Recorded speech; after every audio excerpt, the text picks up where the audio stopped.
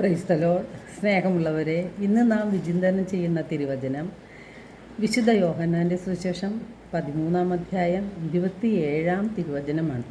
അപ്പക്കഷ്ണം സ്വീകരിച്ചതിനെ തുടർന്ന് സാത്താൻ അവനിൽ പ്രവേശിച്ചു. യേശു അവനോട് പറഞ്ഞു, നീ ചെയ്യാനിരിക്കുന്നത് വേഗം ചെയ്യുക.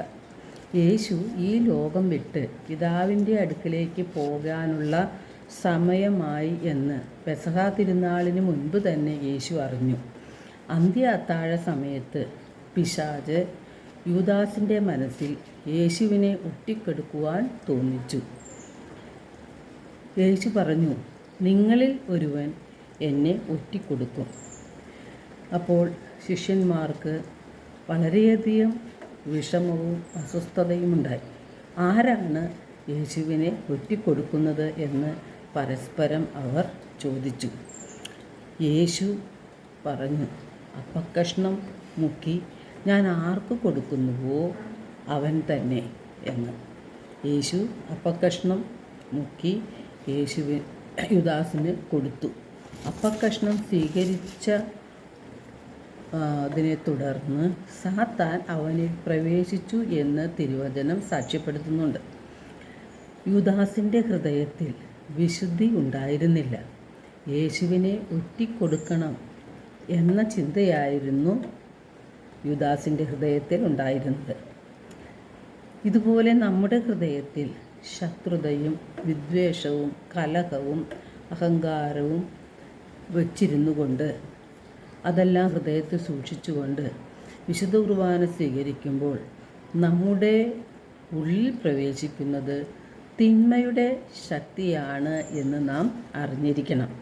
1 കൊറിന്ത്യർ 11-ാം അധ്യായം 28, 29, 30 തിരുവചനങ്ങളിലൂടെ വിശുദ്ധ പൗലോസ്ലീഹ പറയുന്നുണ്ട്, ഓരോരുത്തരും ആത്മശോധന ചെയ്തതിന് ശേഷം ഈ അപ്പം ഭക്ഷിക്കട്ടെ, പാത്രത്തിൽ നിന്ന് പാനം ചെയ്യുകയും ചെയ്യട്ടെ.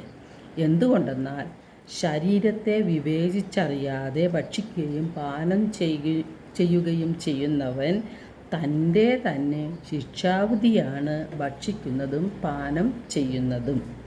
നിങ്ങളിൽ പലരും രോഗികളും ദുർബലരും ആയിരിക്കുന്നതിനും ചിലർ മരിച്ചു പോയതിനും കാരണം ഇതാണ് എന്ന് നാം വളരെ അധികം ചിന്തിക്കേണ്ട ഒരു വിഷയമാണ്.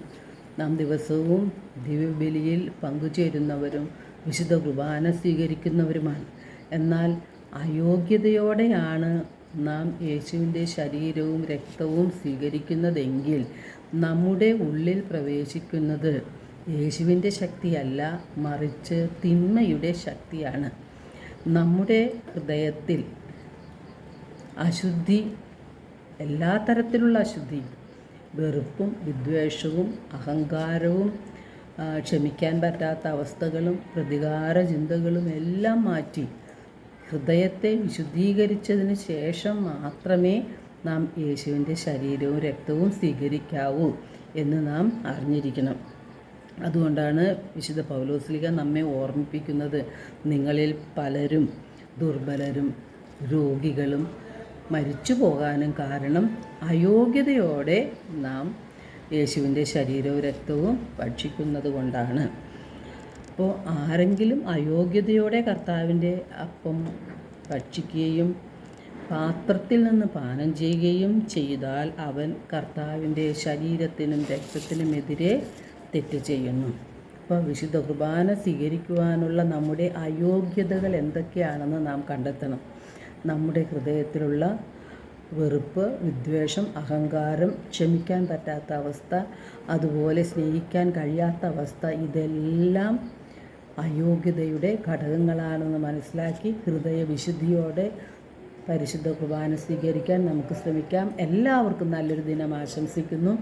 ദൈവം നമ്മെ ഓരോരുത്തരെയും സമൃദ്ധമായി അനുഗ്രഹിക്കട്ടെ.